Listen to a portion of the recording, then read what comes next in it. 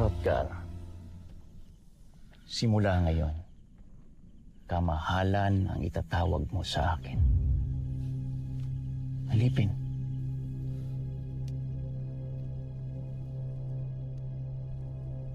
Naawa ko si Rodgar.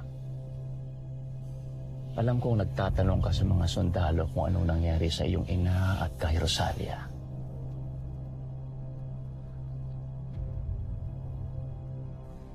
Kung talagang pinahahalagahan mo ang pagiging magkadugo natin, hindi mo ipagkakait kung nasaan sila.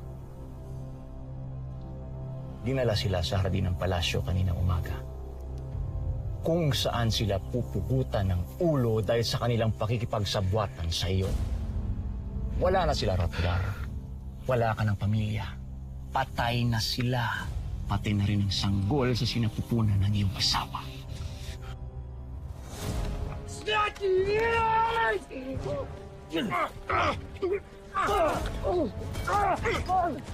Mag-isa ka na lang ngayon! Mukhang talagang naniwala siya nang sabihin mong patay na ang kanyang asawa tayo. Kung alam niya lang. Vincent!